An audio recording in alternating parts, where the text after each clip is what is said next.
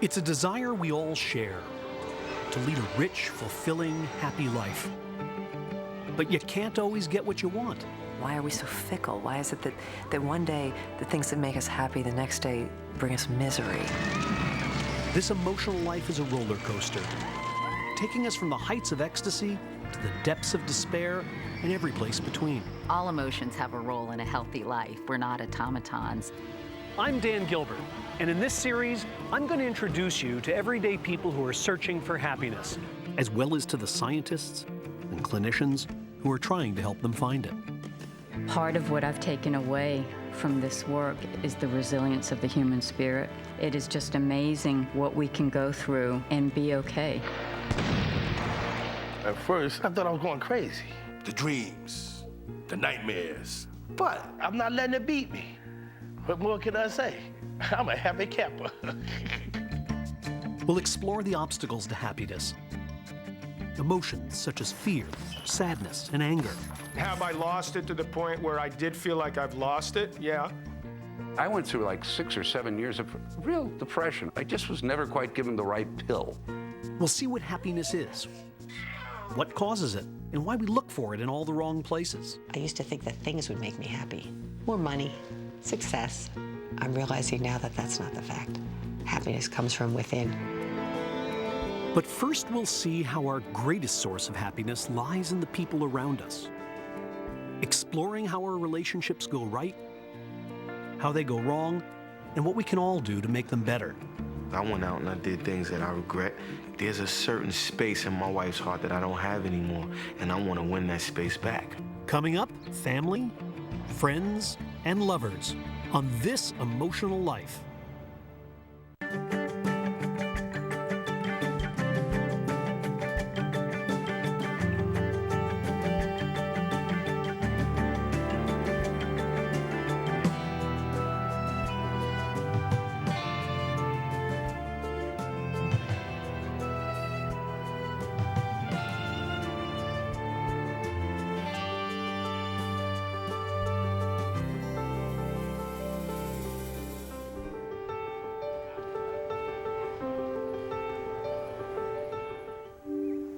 I traveled to Cape Coral, Florida, to meet Debbie Johnston.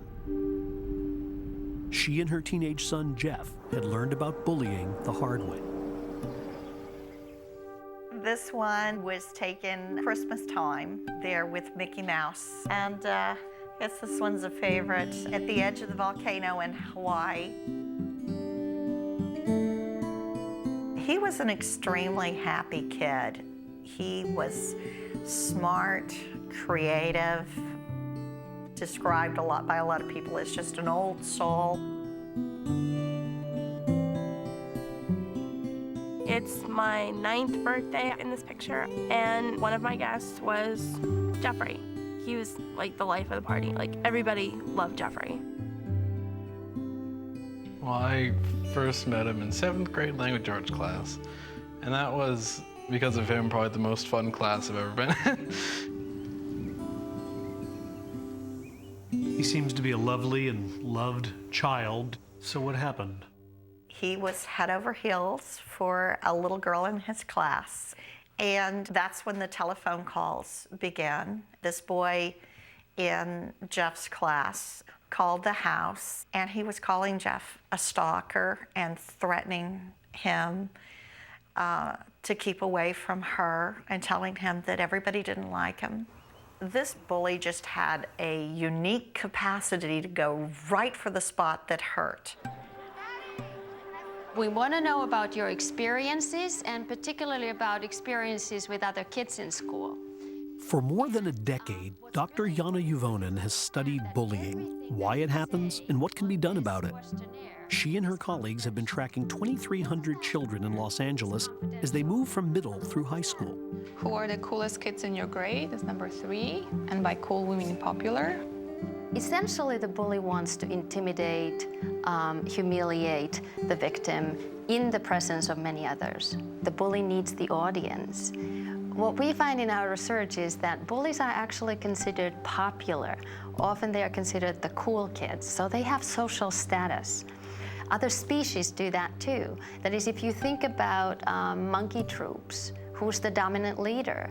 It's the one who has shown everybody else that I'm the powerful, I'm the mighty. So what we have learned about Uvonen's research has overturned a popular misconception, namely, that being bullied builds character. we have learned during the past decade that these experiences of bullying don't help kids develop thicker skin, but often thinner skin.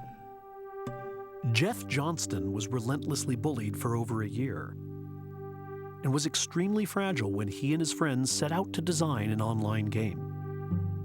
We've spent weeks and weeks on the game, and the password is given out to me, Jeff, and a few of me and Jeff's closest friends.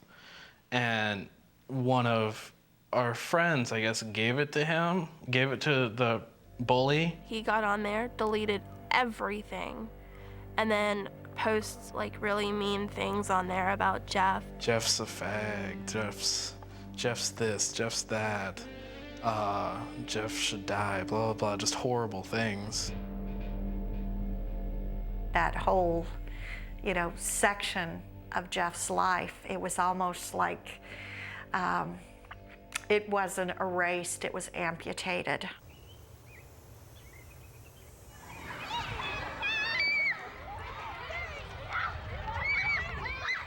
Although Jeff's tormentors went to unusual lengths, this type of humiliation is all too common.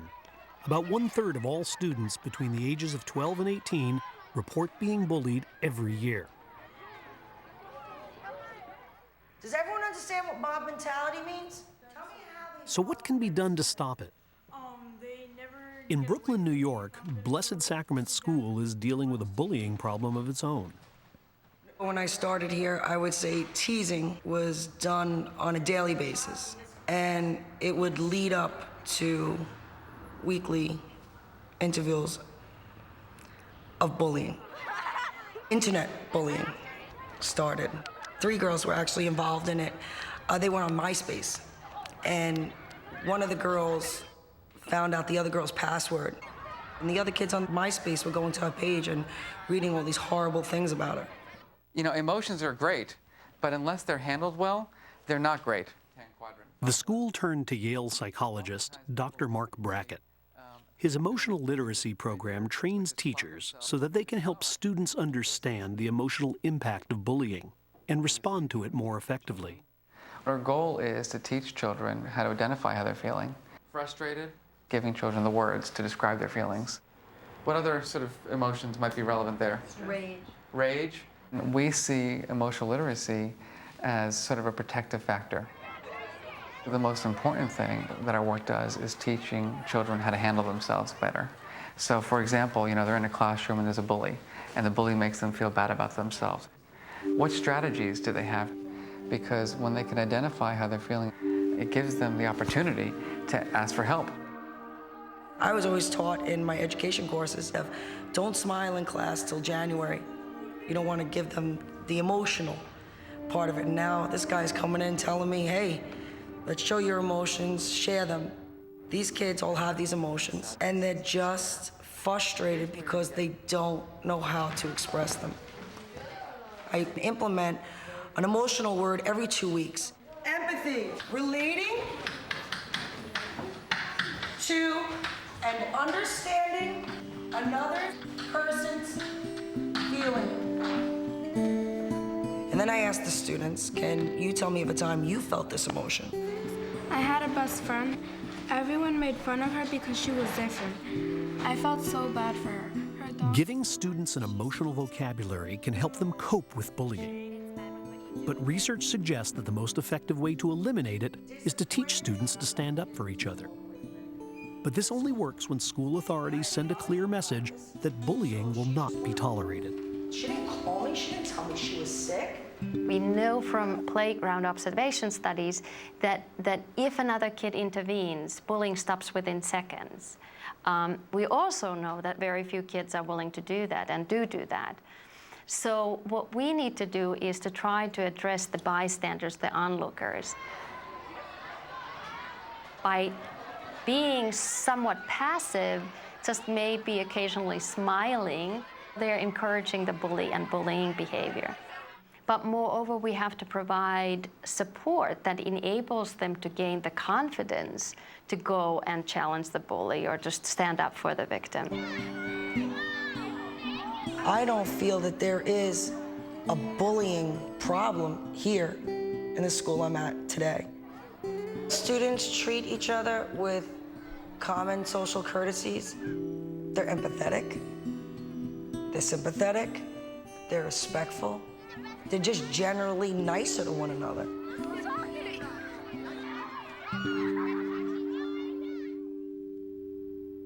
In the case of Jeff Johnston, his mom went to the school authorities. The teacher talked to Jeff's class about bullying, with little impact. We thought we were doing the right thing, but it only made it worse. What went wrong? Why was the intervention by the school so ineffective? You know, it's just one child's word against the other. Even though you know the truth, because you can't prove it, you can't stop it. The school didn't have the power to intervene with requiring students to get counseling. As the bullying continued, Jeff became increasingly isolated, withdrawing from his relationships with the very people who might have helped him. By the end of 8th grade year, he was a very quiet kid. He would just kind of sit in the classroom and not say anything to anyone. When nobody intervenes, kids are actually interpreting that as everybody approves of what's going on. And that creates a false norm for the group, where people are even more reluctant to go and try to defend or help the victim because they think everybody's accepting of this. Jeff was never the same. That just inner core of happiness that just shone like a light from him was just gone. We had plans. The War of the Worlds was opening the next day, and he was actually really excited about it. He loved science fiction, and next morning I went to wake him up.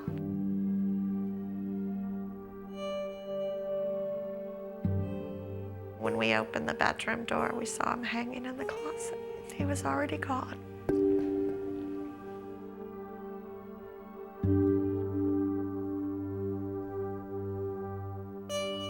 All that was going through my mind is he's gone and he's never gonna come back. It was horrible. I remember screaming, like, really loud. It's the most devastating thing I've ever been through my entire life to this day. His last words to his family and friends, he said, "Don't blame anyone. The world can't change." And all I could think of is, we can't let this happen again. We have to change it. And so I took all the evidence and all the statements to the detectives who investigated the case, and they said, well, there's no doubt about what happened. The trouble is it's not against the law. I was angry, probably angrier than I've ever been. And I fired off an email to our governor, Jeb Bush. And Governor Bush, he wrote, "We need a law." Debbie Johnston accomplished her emotional 3-year mission this week with the passage of Jeffrey's Law. With state funding on the line, it requires schools to adopt proven anti-bullying rules. Jeffrey's Law takes the burden of proof away from victims and requires teachers and administrators to take real steps to stop any reported case of bullying. When I saw her, she was on a date with somebody and I was on a date with somebody. And when we saw each other, we was on a date with each other after that. We never even went back to check on the people who we was with. We just sat and spoke for about an hour. That was so rude. I feel so bad, but I couldn't help it. And we had our own date. He talked with me the whole night. We were standing right about here. That was the moment. That was when I felt fire and desire. She was so beautiful to me, and all aspects. Like, she looked good, she was funny, she was smart, she was sweet. Like, I was just into her. I used to call her my little African queen. When you're a young man, you're just nuts, I mean, so to speak, but you are. I mean, it's like you're just driven. You just got a hunger, you want to touch, feel, you want to grab, you want to be in love, you want to have sex all the time. In my teens and 20s, all I wanted was that high, the sort of cocaine of love. I miss her when she's not at the house. I'll call her on her cell phone. Where are you? I just want to hear the voice. You know, this is my life for 28 years. Yeah, I live for romantic love. I live too much for it. Working on my love addiction. The honeymoon period was the first year for me and Phil. Oh, wow, the second going into third, oh my gosh, I was really stressed out. But I knew what I wanted and I knew my capabilities. I was ready, willing, and able to take care of my children. That's not hard to me. The hardest part, honestly, is me and my husband. Sometimes I just want her to myself and I can't have her to myself. Because we gotta do the kids, you know. And sometimes we don't get to spend as much time with each other as we want to. The evidence is quite clear that people who do have children are less satisfied in their relationship than people who don't have children. At the same time, there is evidence that people who have children are more likely to stay married. So children have this paradoxical effect whereby it decreases the level of satisfaction within a relationship, but it increases the stability within a relationship. You strike up that defensive attitude in me. Monica, I asked 3 people that know me. Am I a defensive person or a receptive person? You're not receptive with me. Because you're too critical, that's why. No, I am not. He says that I don't understand. I don't think he understands. So we are 2 people who don't understand. I'm blunt and I'm sure of myself. So when I speak, yeah, but you don't have to always be like that. But that's with me as my. Relax sometimes. What you mean? Like when you, like sometimes, yo, you want to know what I do? When you call me, if I have food in my mouth, I spit it out to talk to you, because I know you're gonna be mad that I'm eating. Wait. When it comes down to the heated battle, we don't communicate at all. The communication dies. You know, busy syndrome. Why does any relationship succeed or fail? One is communication. How well are people able to convey that they value their partner? Second issue is stress. How much stress are you under? Even the very best couples who communicate really well, when there's no stress around, they're going to falter when the husband loses a job, when the wife's mother moves in with them. My theory is that happy marriages are made of a curious combination of lust and laughter and loyalty. They usually go in that direction. They run out of lust and eventually out of laughter, and they become simply packs of loyalty at a certain point. And when that happens, they're endangered. I think the rubber really hits the road with love when things get difficult. So a lot of people jump ship at the first sign of conflict, at the first sign of power struggle. They're gone. It's not enough that you just have a sort of decent relationship with this person. He also has to be your best friend. He also has to be your only romantic partner. He also has to be somebody who inspires you every day. He has to be somebody who's going to help your career. He has to be somebody who co-parents with you. He has to be meet you on 25 different levels of intersection. And it's just this giant sack of expectation that we've piled onto the sort of wobbly head of this old institution that was never necessarily about that in the past. Much of Philip and Monica's stress comes from Phil's job as a freelance record producer.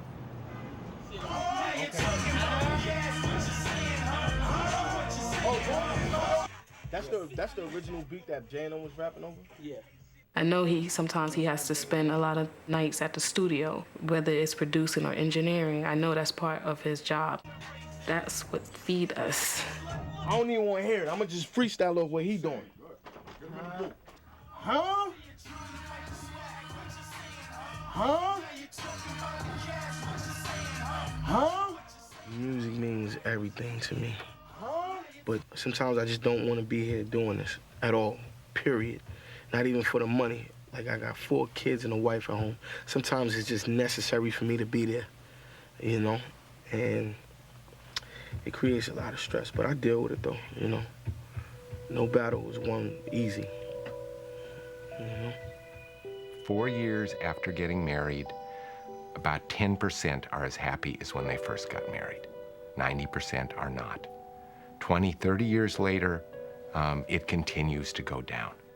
I personally believe that the key question about human intimacy that matters is, why do intimate relationships change? How is it that they change? Why is it that we start in a relationship with such high hopes and expectations and have those expectations dashed so frequently? How many times are you going to make the same mistake? Sometimes you do things wrong. I don't bother you about everything. Maybe it's just because you're doing everything wrong. Sometimes she would say things that she didn't necessarily feel in her heart, but her anger made her say these things. And I didn't know whether to take these things serious or not. So I started to take some of the things she said serious, such as she doesn't need me. And then I said, okay, I'll go out and I'll make it so that you don't have to be with me anymore. So I cheated. I wasn't really upset the fact that he cheated on me. I was upset about the fact that he lied to me when I asked him. It bothers me when anyone lies to me, but more so when a loved one who I put my trust in, you understand, lies to me. It didn't make me happy because that's not what I wanted to do. I wanted to be with my wife, but she pushed me away so much that I had to cheat. So that was just a struggle within itself, just making the decision on what I'm gonna do. I'm gonna run like I usually do, or I'm gonna stay in and just fight. We know a fair amount of what prompts people to infidelity and with whom and whether they act on it. The 2 main factors, not surprisingly, are your primary relationship is not going that well and there's good opportunities. In successful marriages, most people don't act on it because it's a violation of trust to the partner.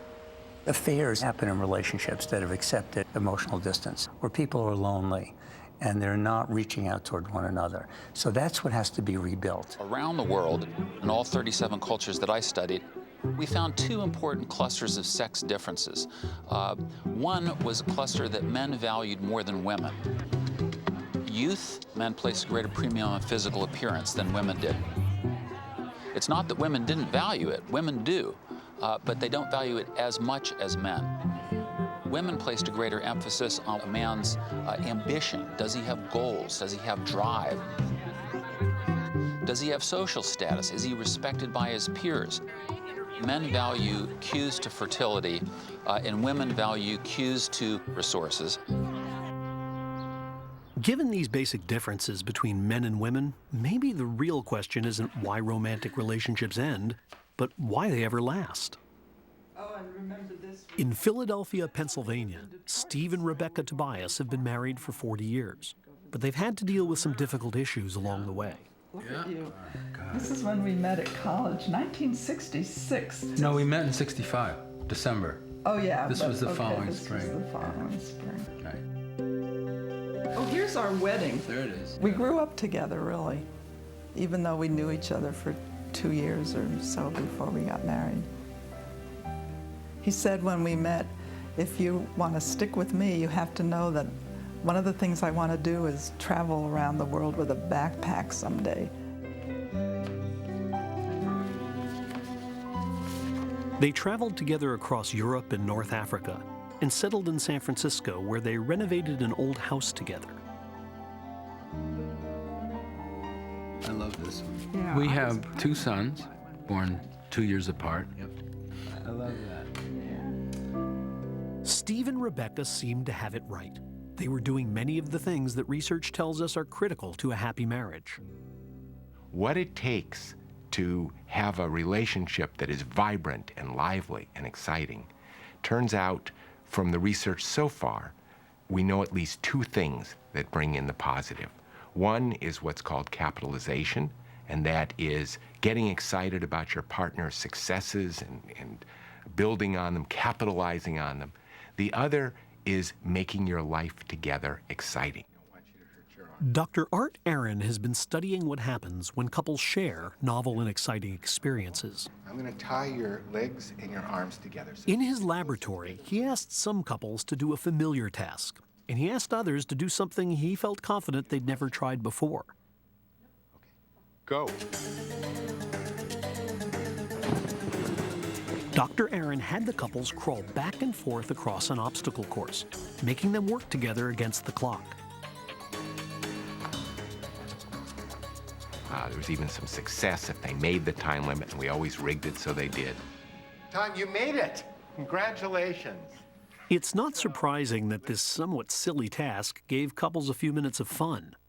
What is surprising is that a few minutes of fun actually changed the way these couples interacted and felt about each other. What we found is that those couples who spent the 5 minutes doing the exciting, novel, challenging activity had a substantially greater increase from before to after in their reported love for their partner. We think the process is basically one of association, that when you do something novel and challenging, it creates an exhilaration, an excitement in your life. If that's done with your partner as a team, then that novelty and challenge is associated with the relationship. But novelty alone is not enough to sustain a marriage. Partners must also fulfill each other's needs. And sometimes their needs are in conflict. I had low self-esteem, and I had a lot of anxiety about work. When I'd come home, it was like a cloud over the house. I would brood. I'd be unavailable. I'd be not present. We moved several times because of job changes. So the instability and insecurity around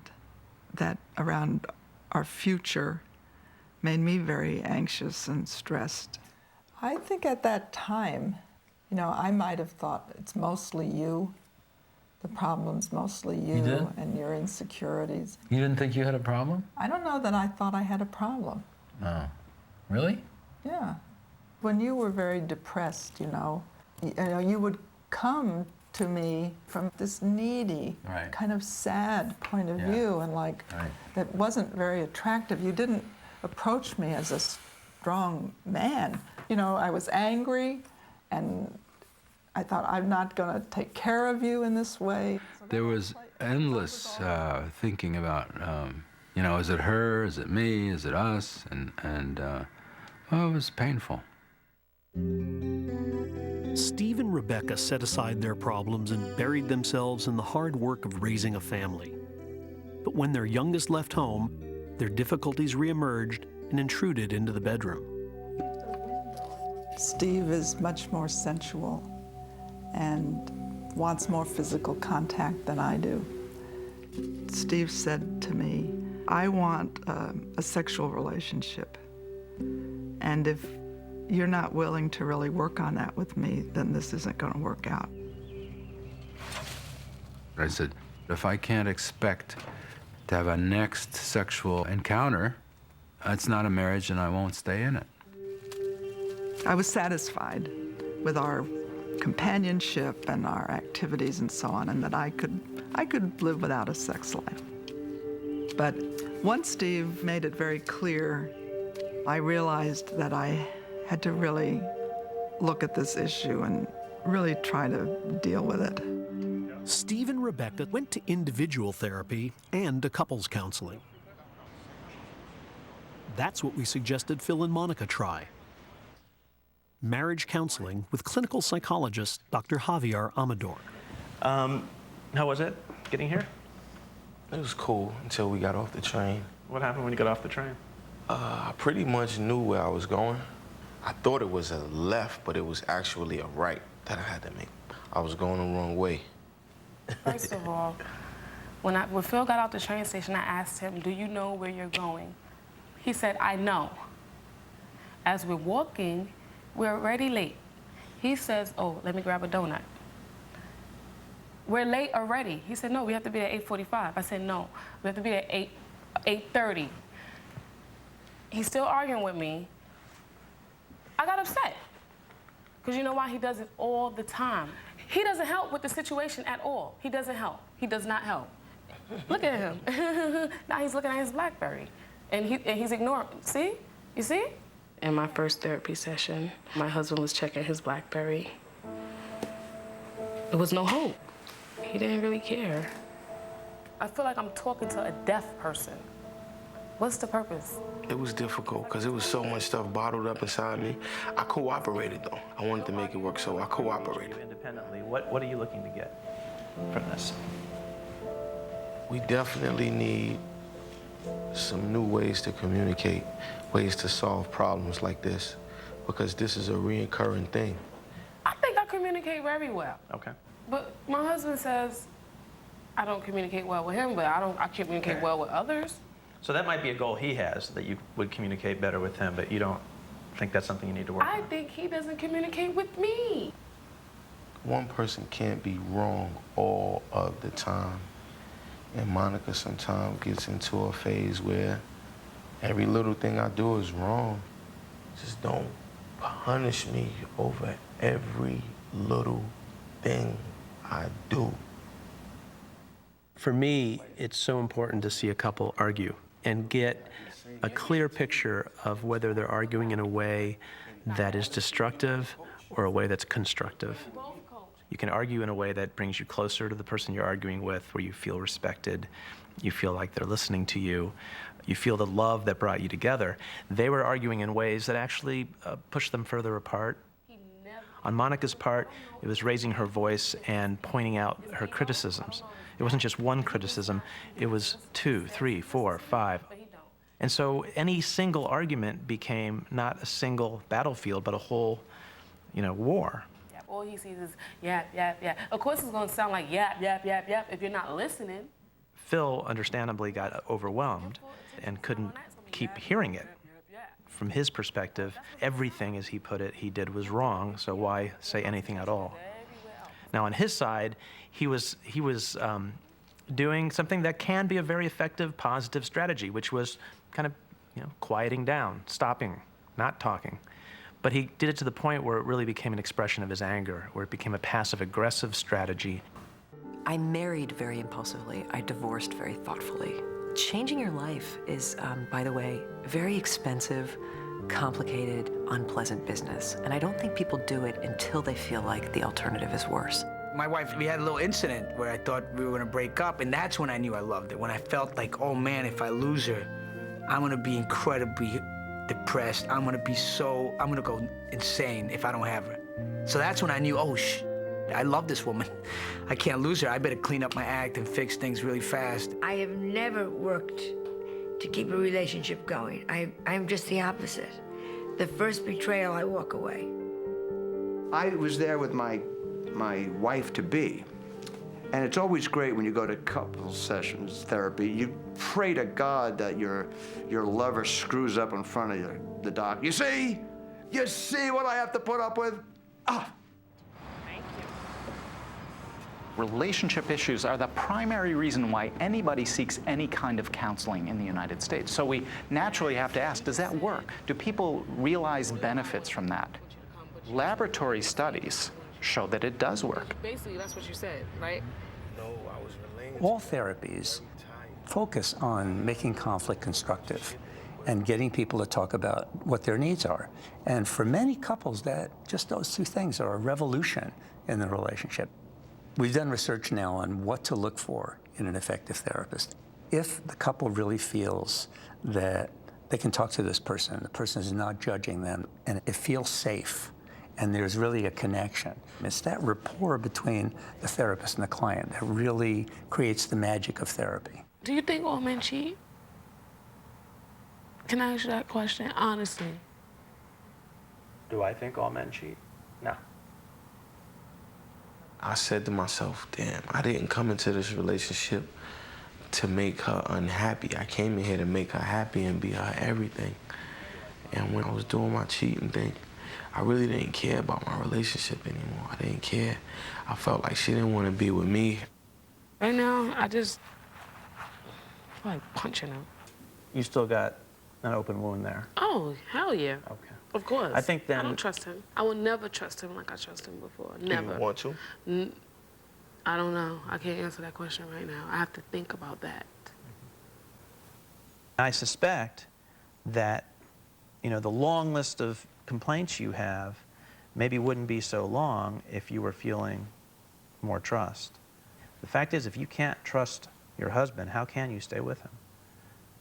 I agree. I'm not telling you you should trust him. I'm not telling you you should not trust him. I'm telling you that what I see as an underlying issue for the two of you as a couple is rebuilding that trust if you can. Okay? I don't think anybody ever gets over being cheated on. I think that damage to the trust is always going to be there. The question is it there as an open wound, or is it there as a scar? I think that for Monica, if she can't forgive and take the leap of faith to trust again, there can't be a relationship. It was the fact that he lied about what he did. I don't know if Monica sees what was happening in the relationship and her contribution to it. It doesn't absolve him of the ultimate responsibility by any means, but it broadens the sense of responsibility in terms of how do I relate to my partner. Here's the problem for both of you. There is no absolute truth. We can get 10 people lined up and we can get 10 different votes on it, and you're both going to be right and you're both going to be wrong. And so that's not how you resolve arguments. Emotions are never right or wrong. They're always right. From the perspective of the person feeling the emotion, it's the truth. It's what I feel. One of the things that you can learn to do is to really understand and respect each other's point of view. Yes, even if I'm wrong, I want to feel respected. Okay. Like I was heard. Like you were heard. Yes. Okay. When you do this kind of work, you really are trying to help people see what they can change in themselves first. Because if they're so myopically focused on trying to change their partner, that's actually how they got into the bad place they're in. Because you can't change the other person. You can focus on changing yourself. Well, I'm sorry I was so cranky. You know, you can't hurt my feelings as easy as you used to. I had this image that to be really competent, you're an administrator, you're an executive. And so I spent, I don't know, 12 or 15 years trying to be a middle manager and really not doing it well, doing it very poorly, and getting depressed. I think the one thing that made the big difference was finally letting go of that idea of making a lot of money or being a big shot. I'm doing a much less ambitious kind of work, and I'm getting a lot of pleasure. I do counseling now. I see people who are hurting, and I'm good at it. And it feels good to do it. We don't have much on the list. I grew up with a misunderstanding of what sex was all about. The views that I had, even from very young in my life, had to do with the role of the woman as being there to meet the needs of a man and to not meet her own needs. At times I did think, this is too hard. I just want out of this situation. We build up a whole world and a whole idea about who we are. Mm-hmm. I'm a person who, you know, has these points of view, and I see the world in this way. And then I had to shed all of that. Right. I had to shed all of this years and years and years of an idea of who I was and how I related to men and the whole thing. And it was very hard. Yeah. But it was worth it. Was it? I'm only sorry I didn't do it sooner.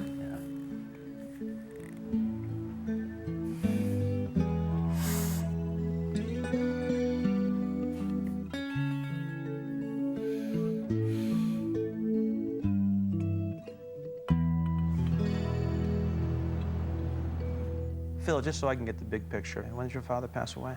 When I was about 2. How did he pass away? Do you mind if I ask? Murder. He was murdered? Yes. Sorry. Okay, so when you were 2, this happened. Mm-hmm. So do you have any memory of your father at all? I definitely remember him putting a basketball in my crib, and I remember that basketball. I remember hugging the basketball, trying to hold it. You know what I'm saying? I definitely remember that. It meant a lot to you. That's why I love basketball so much. And that's your only memory of him? Of him, yeah. That's the only memory. That's amazing. Like, I didn't know that. So now I understand why. It was like a light bulb went off my head, like, oh my gosh. I think the biggest change I saw in Monica, which makes me very optimistic about her, is empathy.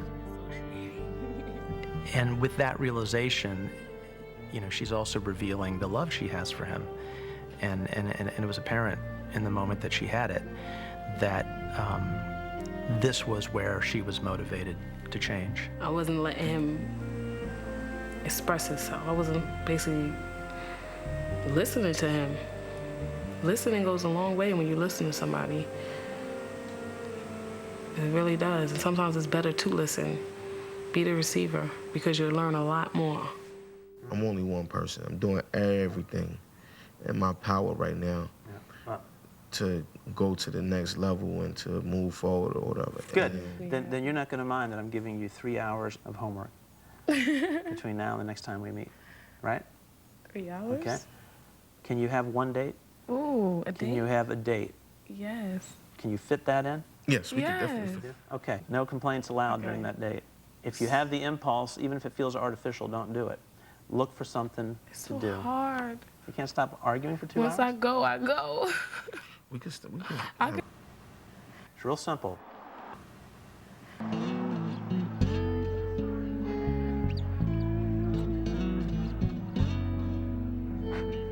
My date with Phil, it was nice.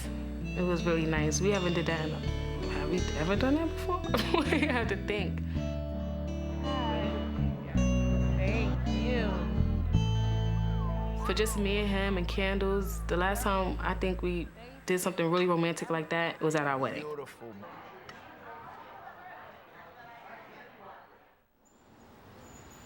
We did a lot of communicating lately.